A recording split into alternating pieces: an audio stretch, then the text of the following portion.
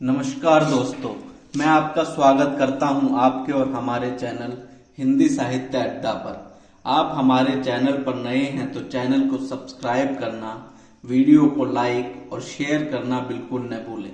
आज हम आपके सामने प्रस्तुत हैं चंद्रधर शर्मा गुलेरी की बहुचर्चित कहानी उसने कहा था का कथासार लेकर। उसने कहा था में गुलेरी जी ने लेखक पाठक संबंध, काल योजना, अवलोकन बिंदुओं के परिवर्तन, स्थानांतरण और पूर्व दीप्ति आदि को लेकर ऐसे प्रयोग किए जो इससे पहले हिंदी कहानी में नहीं दिखाई पड़ते। यह कहानी काल और स्थान की दृष्टि से भिन्न भिन्न 5 प्रसंगों के रूप में प्रस्तुत की गई है। पहला प्रसंग काल की दृष्टि से 1890 के आसपास का है। उल्लेखनीय है कि कथा सुनाने और सुनने वालों का आत्मीय संबंध बहुत प्राचीन कथा के जन्म के साथ का ही है। उसने कहा था का लेखक श्रोता श्राव्यता के इस परंपरागत संबंध को आधुनिक पाठक और लेखक के प्रतिकर संबंध में परिणत कर देता है। पाठक लेखक के साथ 19वीं सदी के पंजाब के अमृतसर शहर में पहुंच जाता है और वहां के उस समय के यथार्थ जीवन और सांस्कृतिक वातावरण में रम जाता है। इस सांस्कृतिक रस से सराबोर वातावरण में कहानी चुपके से आरंभ हो जाती है। कहानी का आरंभ अमृतसर के एक बाजार से होता है। अमृतसर के बम्बू काट बाजार का वातावरण निर्मित करती हुई कहानी आगे बढ़ती है। ऐसे बम्बू काट की भीड़ भाड़ से होकर एक 12 वर्षीय लड़का और 8 वर्षीय लड़की चौक की दुकान पर आ मिलते हैं। दोनों सिख हैं। लड़का अपने मामा के केस धोने के लिए दही और लड़की रसोई के लिए बढ़िया लेने आई है। दोनों की बातचीत परिचय से आगे बढ़ती है तो ज्ञात होता है कि दोनों अपने मामा के यहाँ रहते हैं। लड़का लड़की से पूछता है, तेरी कुड़माई हो गई? लड़की धत कहकर भाग जाती है। उनके मिलने का यह सिलसिला कभी सब्जी वाले के यहाँ, कभी दूध वाले के यहाँ, कभी कहीं 1 माह तक चलता रहता है और दोनों आकाशमात कहीं मिल जाते हैं। इस तरह दोनों के बीच एक अनाम संबंध, जिसका पता उन्हें भी नहीं है, पनप जाता है। दोनों ही उस संबंध के रहस्य से अपरिचित है।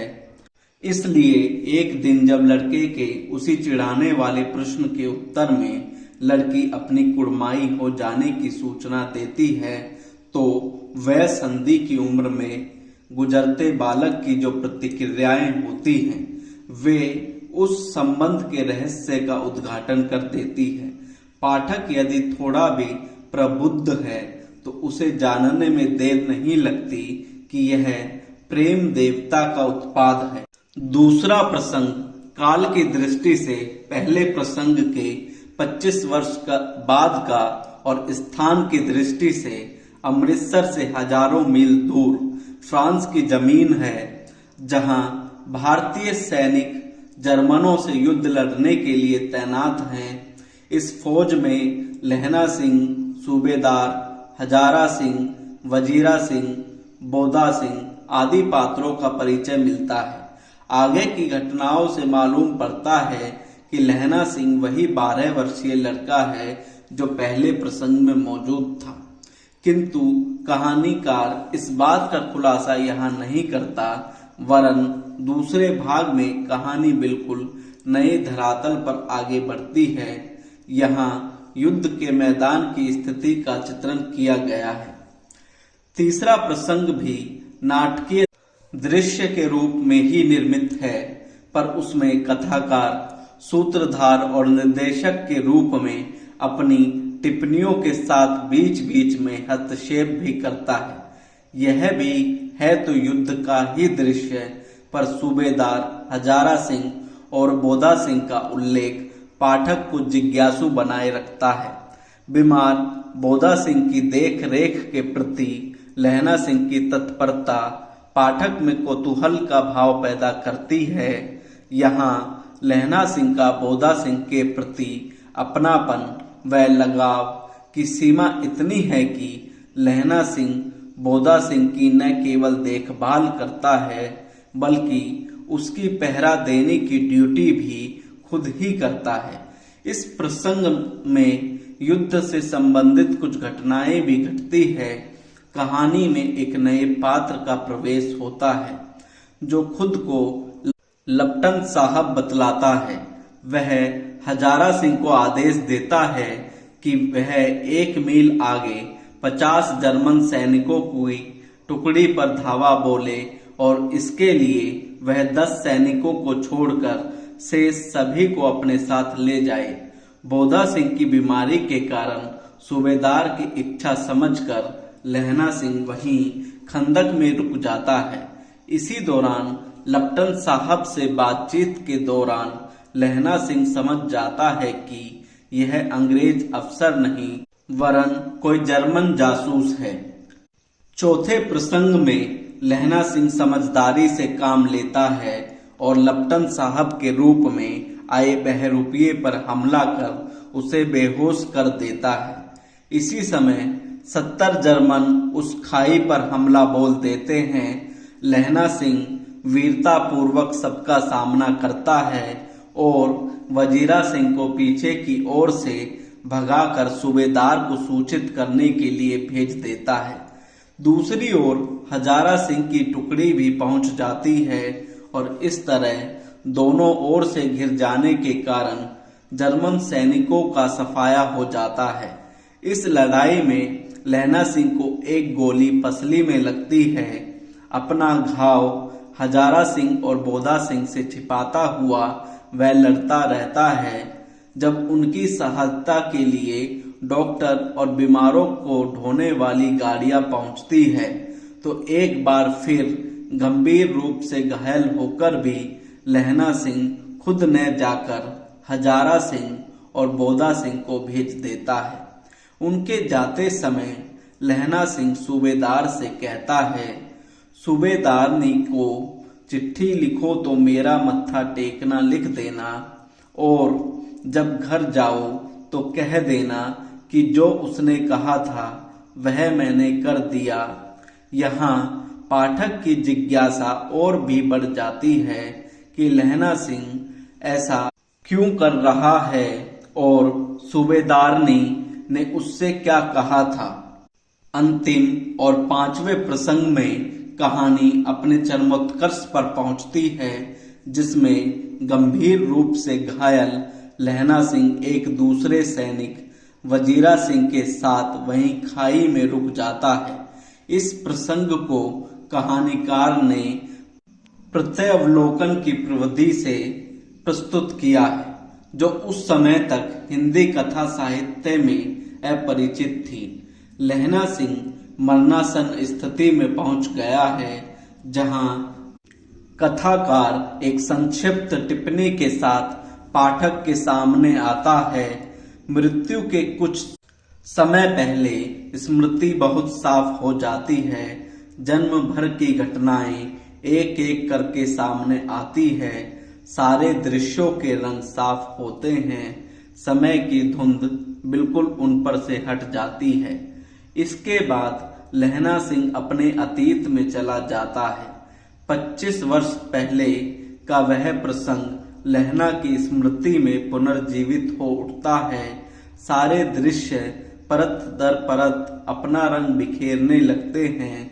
12 वर्ष का लहना सिंह, अमृतसर का बाजार, 8 वर्ष की लड़की, तेरी कुड़माई हो गई, धत हाँ हो गई आदि।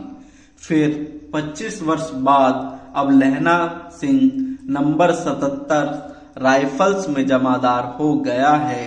लहना सिंह का सूबेदार के घर जाना, सूबेदारनी से मिलना और उसके वाक्य मुझे पहचाना आदि बचपन की बातें सुन लहना की स्मृति का साफ होना स्वप्न चलता जाता है। बीच बीच में लहना की तंद्रा टूटती है और वह वजीरा से पानी पीने के लिए मांग कर फिर तंद्रा में चला जाता है। इससे उसकी मृत्यु की निकटता जाहिर होती है, जो कहानी के प्रभाव को बढ़ाती है। लहना सिंह की तंद्रा की स्थिति में जागृत स्मृति के रूप में पाठक को कथा का वह अंश प्राप्त होता है जिसके लिए उसका कौतूहल अपनी चरम स्थिति पर पहुंचा हुआ है।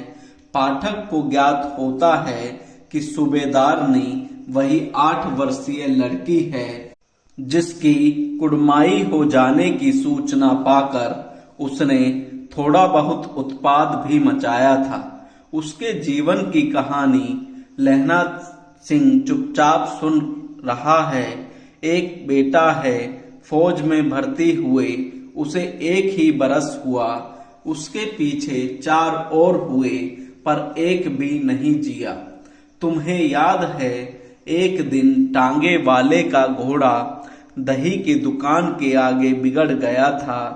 तुमने उस दिन मेरे प्राण बचाए थे। ऐसे ही इन दोनों को बचाना, यही मेरी दीक्षा है। इस प्रकार सूबेदारनी ने लहना सिंह से अपने पति और पुत्र की रक्षा का जो आश्वासन मांगा था और लहना सिंह उसे अपने प्राणों का मूल्य देकर पूरा कर रहा है। लहना सिंह अपने वचन व कर्तव्य को पूरा कर इस पृष्ठभूमि से विदा लेता है।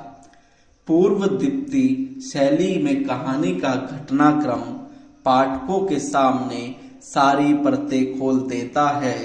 वजीरा सिंह के आंसू टप टप टपक रहे थे। कुछ दिन बाद लोगों ने अखबार में पढ़ा, फ्रांस और बेल्जियम 68वीं सूची, मैदान में घावों से मरा, नंबर 77 सिख राइफल्स, जमादार लहना सिंह। कहानी की अंतिम ये 2 पंक्तियां अपनी संकेतात्मकता में कितनी प्रभावी है, इसकी पहचान संवेदनशील पाठक को ही हो सकती है। वीडियो को पूरा देखने के लिए आपका बहुत बहुत धन्यवाद। ऐसे ही और वीडियो के लिए चैनल को सब्सक्राइब करना बिल्कुल न भूलें।